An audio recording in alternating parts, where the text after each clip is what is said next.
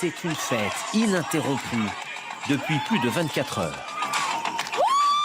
Voici les derniers habitants de Kherson, ceux qui n'ont pas fui, des femmes et des enfants principalement, réunis autour d'un seul et même slogan. Kherson, c'est l'Ukraine! C'est la fin de 8 mois d'angoisse pour eux. 8 mois d'occupation par la Russie, 8 mois de résistance également. On gardait notre drapeau caché car on savait que nos forces arriveraient et on les attendait.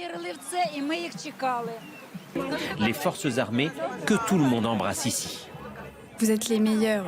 Des soldats et des policiers qui sont entrés dans Kherson hier beaucoup plus rapidement que prévu.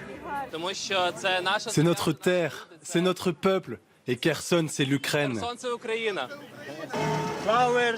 On nous donne des fleurs, des fruits, ça s'arrête pas.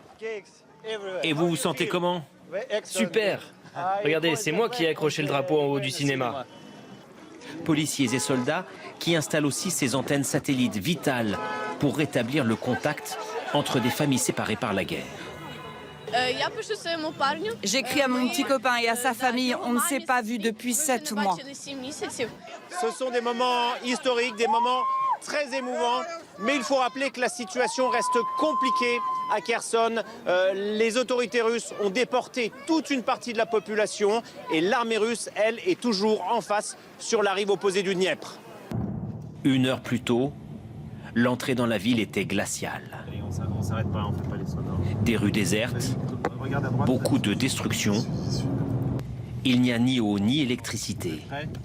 Les premiers habitants que nous voyons viennent s'approvisionner en eau ici. Visage marqué, fatigué, mais esprit toujours à la fête. Honnêtement, on s'en fiche de ces problèmes. Le principal, c'est que notre armée soit rentrée ici et que l'Ukraine soit à nous. Aux abords de Kherson, ces scènes de destruction rappellent que la guerre est loin d'être finie. Les troupes russes en déroute vont forcément riposter un jour, peu importe pour ces soldats ukrainiens triomphants. On va libérer les habitants du Donbass et de Crimée. Eux aussi, ce sont tous des Ukrainiens. Combien de morts durant cette bataille? Combien de civils ukrainiens déportés? Pour l'heure, il n'y a aucune réponse à ces questions.